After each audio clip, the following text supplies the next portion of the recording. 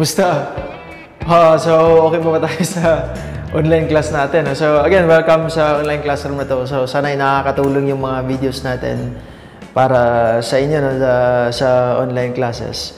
Sa flexible learning, sa module learning.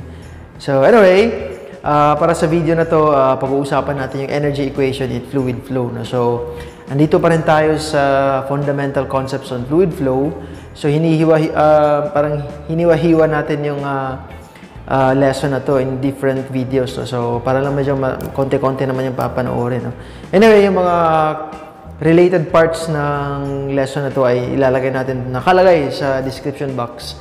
So, refer na lang kayo dun sa mga links na yun para sa ibang parts ng lesson na to, in fluid flow. So, anyway, dito sa video na to, pag-uusapan na talaga natin yung derivation ng energy equation, tapos bibigyan tayo ng sample problem, okay? So, ano ba talaga yung energy equation? Simulan siguro natin sa definition ng energy. So, yung energy is the ability to do work. So, pag merong nagaganap na work dyan, merong energy na exerted para magawa yung work na yun, okay? And work naman is defined as a distance or a force acting through a distance when the force is parallel to the direction of motion. So, parang force times distance, kung naalala nyo, parang kapareho niya yung moment tsaka torque. Pero, meron tayong additional na criterion, dapat daw parallel yung force mo dun sa movement ng, kunwari, tinutulak mo yung isang upuan, no? So, dapat yung, kasi nag-move siya na pareho dun sa motion ng force mo, so merong work na nagaganap, no? So, hindi lang siya simply a force times distance, no? Like moment or torque. Kasi, ang moment naman, kailangan perpendicular, no? So, pag ganun, okay?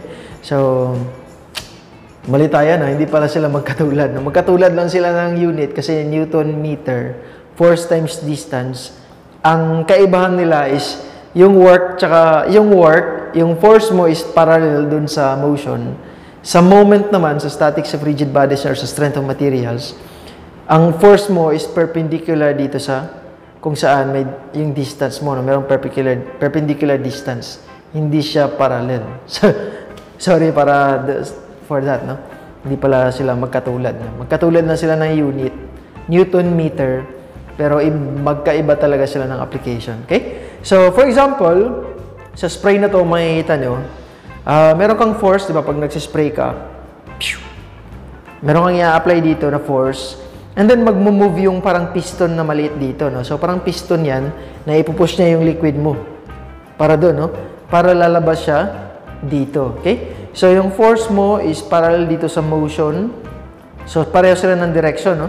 Sa direction naman ng piston. So, parang piston din to sa mga hydraulic machine, no? Yung behavior nito, no? So, ganun yun, no? Parallel, tapos same direction. Yan yun para sa linear, no? Linear na motion. Meron din tayo para sa angular na motion. So, yun, para din pala, no? Torque. So, medyo kapareho din siya ng moment or torque, no? Yung work. Kasi nga, meron tayong force times distance. Okay? Ito naman para sa mga windmill. So, windmill, since fluid din yung gas na yung tumutulak sa windmill natin, meron din nagaganap na work dito. And then, in effect, merong energy na nagagawa, na i-extract.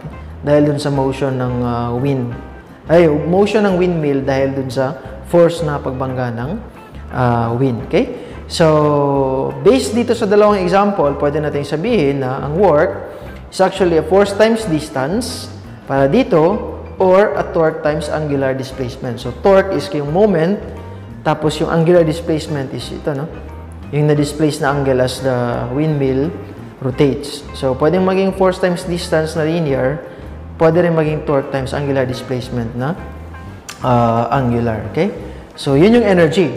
So, in relation to fluids, ano naman kaya yung mga components of energy, no, pag nasa fluid naman, especially on fluid flow, okay? So, sa physics natin, alam natin na yung energy, meron tayong dalawang pangunahing types ng energy, pwede maging kinetic, pwede rin maging potential, okay? Yung for fluids, meron tayong dalawang sources of potential energy, no? Meron tayong sa pressure, tsaka elevation, okay? So, na-discuss na natin yung pressure sa ibang lessons natin kung bakit nagbibigay siya ng energy. Kasi pag mas malakas yung pressure, napupush niya yung tubig. Parang napupush niya yung tubig from point 1 to 0.2 pag mataas yung pressure, no? Sa elevation naman, kung napapansin nyo yung mga rivers natin, nagpo-flow yan, di ba? Wala namang pump dun sa taas or wala namang tumutulak.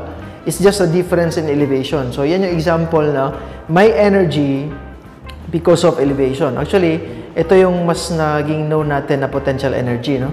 In terms of position or elevation. So, yan, no? Ito yung mga alam natin, no? Yung kinetic tsaka elevation. Alam natin yan sa physics. Yung kinetic energy is by virtue of velocity. Ang elevation energy naman is by virtue of position. So, pag nasa taas ka ng building, for example, tas tatalon, wag naman sana, meron kang energy na, merong potential energy sa'yo, no? Na hindi mo pa nakaka-convert unless tumalong ka, no? So, yan. So, wag niyong gawin yan. So, pressure energy is the ability to do work by virtue of the difference of pressure between 2 points. Actually, hindi siya, iba yung pressure energy sa kinetic tsaka elevation. Kasi parang, wala naman sa object yan, yung pressure energy. Kasi yung potential tsaka elevation energy, pag yung object mo nagmo-move, so merong energy because meron kang velocity. Pag yung object mo naman nasa isang mataas na elevation, meron siyang potential energy. Ang pressure, hindi siya inherent din sa object mismo. No? So, kailangan niya ng ibang mechanism para mangyari. No? So, anyway, pag-uusapan natin yan. No? So, it's by virtue of difference in pressure between 2 points. So, mas mataas na pressure, mas mababang pressure, pupunta dun yung fluid, for example, na yung water, for example. Okay? So, yun yung tatlong energy ngayon ng fluid flow. Meron kang kinetic, merong elevation, tsaka merong pressure energy. Okay? So, alam natin, sa physics natin, ang kinetic energy is 1/2 mv squared. Ang potential naman energy natin with respect to elevation is mgz, no? So, review lang to. Madalas, minsan nga parang nine-negative pa natin to, no? Kasi downward na, so, negative mgz, no? Pero pang general na lang, mgz, okay? So, yeah, pressure energy, alam natin to sa previous lesson natin on pressure, na pressure head is just the ratio of pressure to unit weight, okay? So, ito na ngayon yung total energy natin. Merong 1/2 mv squared, kinetic, elevation, and pressure. But since mass equals W/G or weight equals mg, pwede natin palitan to, no? Kasi ito kasi mg, naka-weight na yan, no? mg equals W. Ito naman, naka-pressure head. Okay. So, yun nga, no? Kasi hindi siya inherent sa object. So, hindi siya directly related sa object. Di tulad nung dalawa, no, na related talaga siya sa fluid mismo kasi dun sa term na mass. Okay? So, kung ano yung mass ng object or fluid, malaki yung niya dun sa energy na may-create. Okay? So, ito yung parang kaibahan ng sinasabi natin kanina. So, yung energy natin, magiging ganito yung equation niya. No? W V squared over 2G. Ito naman, magiging WZ. At saka ito, as is pa lang din. No? Ginawa natin to para maging pareho sila ng unit. No? Actually. No? And then, for a unit weight or W equals 1, yan yung sinasabi natin pag unit, no? Nire-reduce natin yung isang quantity into a unit or into unity, no? So, which is a value of 1. So, magiging ganito na yung energy natin equation, no? V squared over 2G plus Z plus P over unit weight. So, ito ay parang simple approach lang ng derivation, no? So, ito ay nasa book ni, yung hydraulics book ni King Whistler and Woodburn. So, medyo simplified yung pagka-derive niya. Actually, concept lang yung mga binibigay niya. Ito, may elevation, kinetic energy, may pressure, etc. Pero ang derivation talaga ng energy equation is medyo mahaba, tsaka base siya dun sa thermodynamics na second law of thermodynamics. And yung gamit ng Reynolds Transport Theorem, no? Yung tinatawag na RTT. So, dun sa book naman ni Crow yung author, yun yung diniscuss niya doon. No? So, medyo confusing or medyo hindi naman sa... Pero technically, yun yung mahabang derivation, yung thermodynamics tsaka Reynolds Transport Theorem. Kasi yung RTT kasi, yung Reynolds Transport Theorem, yun yung basis ng derivation para sa energy, continuity equation, tsaka momentum equation ng fluid flow. No? So, yun talaga yun. No? Dito, ginawa lang natin medyo simplified para mas madaling mag-grasp. Tsaka mas madali kasing ma-imagine. No? Kinetic energy, dahil lang move. Potential energy kasi Based sa elevation, tulad ng mga rivers, may mga ganong energy din. No? Pressure kasi from higher pressure to a lower pressure, nang-move din yung fluid natin. So, mas madali siyang may imagine. No? Anyway, kung gusto nyong makita yung derivation ng Reynolds Transport Theorem, tsaka yung thermodynamics na basis, pwede nyong i-refer dun sa book ni Crow na Engineering Fluid Mechanics. No? Yun, pwede yun. So, continue na tayo. Ang general form ng energy equation natin is ito, no? Bakit may point 1 tsaka point 2? Kasi 'di ba meron tayong conservation of energy. So, conservation of energy, walang nawawalang energy, walang nadadagdag na energy. So, energy is neither created nor destroyed as it travels, no? Or as it moves from one place to another. So, ganito 'yan, no? Ito yung point 1 natin, for example, nasa reservoir, tapos ito yung point 2 natin nasa pipe. So, mapapansin nyo, dapat yung energy natin, level pa rin. Pareho yung energy yung point 1, tsaka pareho yung energy yung point 2 with respect to a specific datum. So, yun yung conservation of energy. So, dapat equal lang daw yung energy ng point 1, ito yan, tsaka yung point 2. So, sa point 1, ang total energy mo, ay na-discuss na natin to. Ito. What if meron kang pump, no? So, ang pump kasi nakakadagdag din yung energy, no? So, for example, pag meron kang nilagay na pump dito, so, madadagdag yan ng energy 1 mo papunta dito sa point 2. Kasi ang kino-consider kasi natin dito, pag sinabi natin from point 1 to point 2, yung distance na yan, no? Mula dito hanggang dito. So, i-consider natin lahat ng mga nadagdag or nawalang energy dito sa portion na ito. So, for example, meron kang pump dyan, nilagay, so, madadagdag siya dito na as energy na positive kasi nadagdag. Sa point 2 naman, ito na-discuss na natin to kanina. Pag meron ka namang turbine dyan, for example, between this distance, meron kang turbine na nilagay, yung HT, meron yan dito, no? Energy head extracted by a turbine. Yung turbine kasi, hindi siya nagdadagdag ng energy. Opposite yung ginagawa niya, nag-extract siyang energy, no? Kaya sa mga hydropower plant, yung mga turbines natin, meron tayong nakukuhang energy. Kasi yung turbine, nag-extract siya. So, that's a negative energy pag dito natin ilalagay. No? Pero pag dito natin ilalagay, nagdadagdag siya ng energy dito sa point 2. No? So, yan yun. No? And then, meron tayong tinatawag na HL, yung head loss. Kasi as fluid, or in this case, water, as water moves from this point to this point, merong nawawalang energy.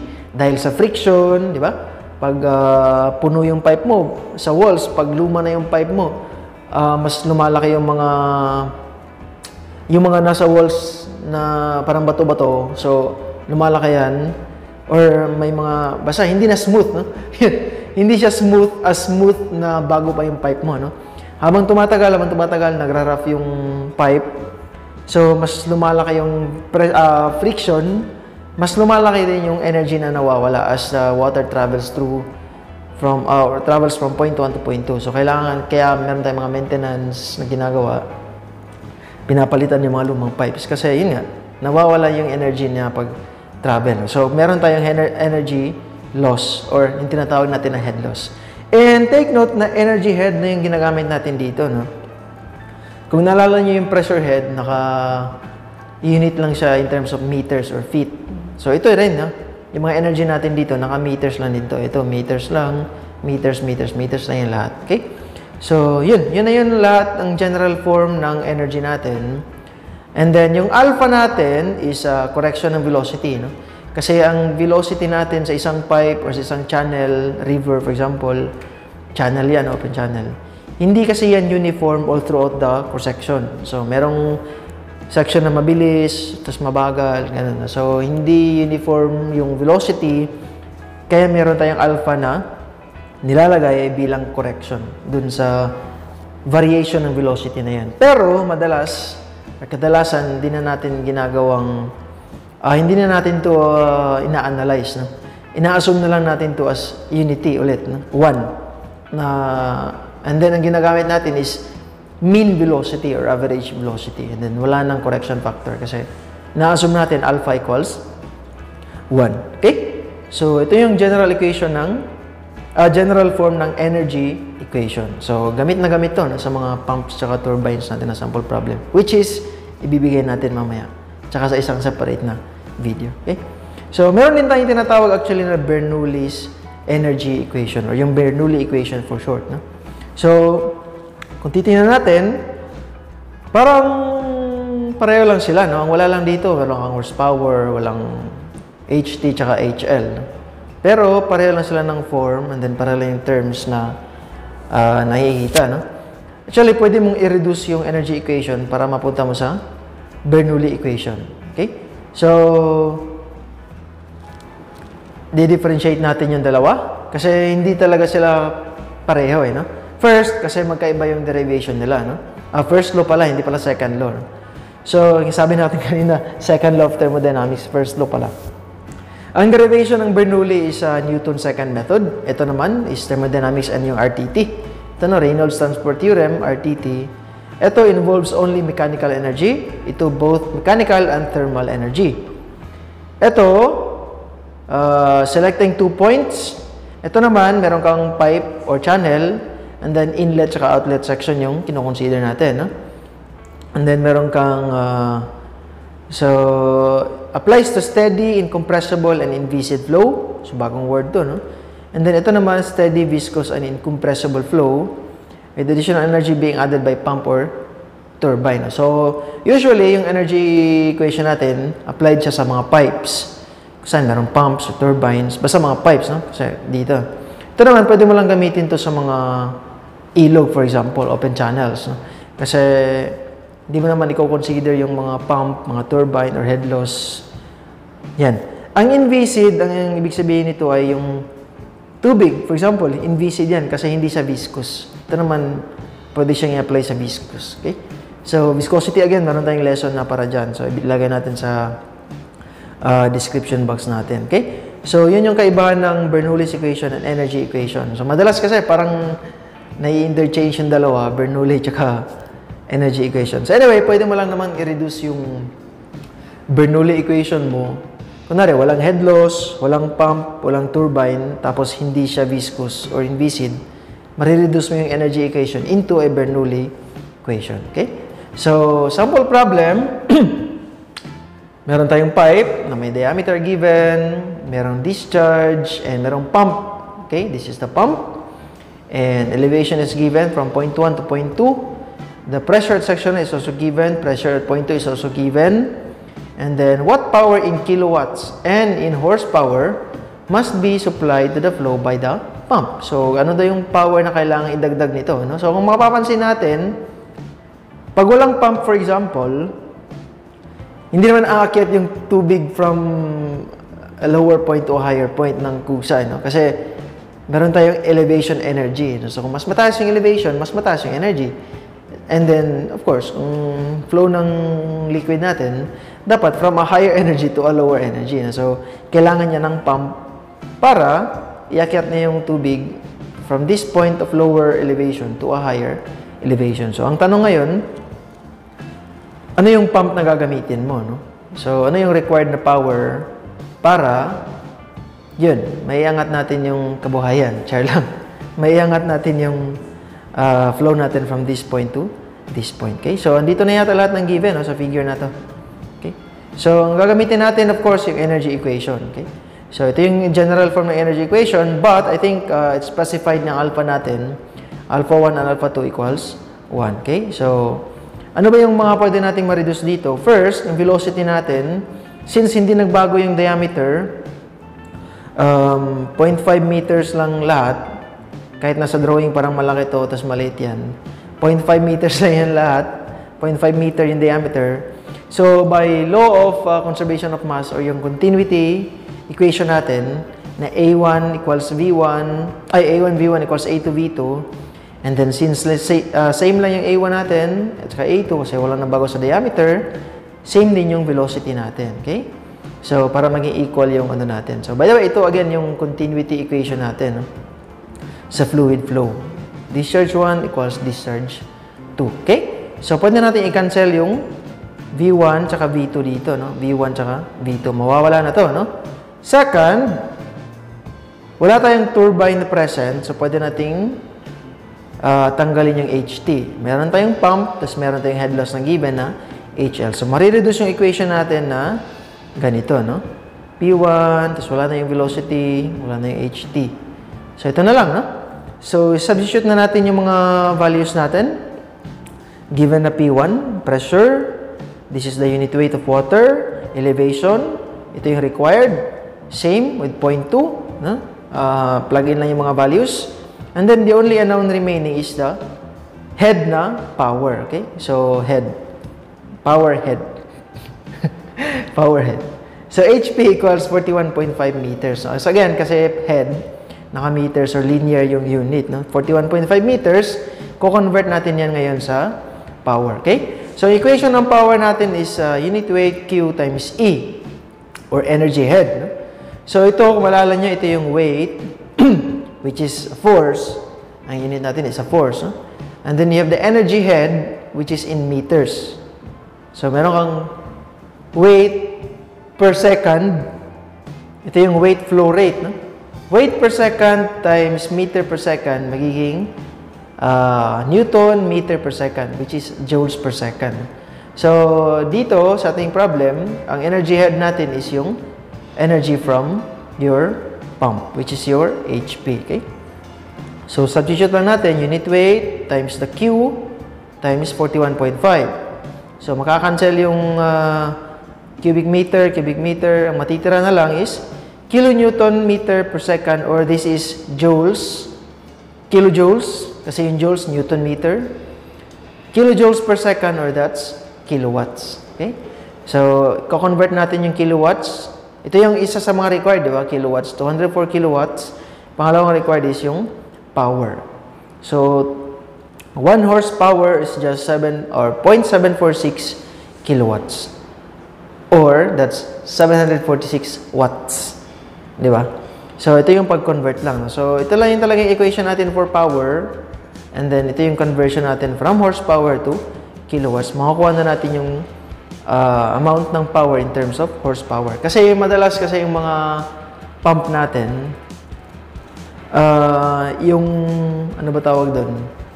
Yung description ng isang unit ng pump, madalas naka-horsepower yan. So, pipili ka ngayon ng pump na ang power output niya is equivalent to 273 horsepower or higher. No? So, ganun yung pag-analyze ng mga ganitong situation or ganitong problem. Okay? So, yan na yun para sa lesson na to, yung energy and head, energy equation for fluid flow.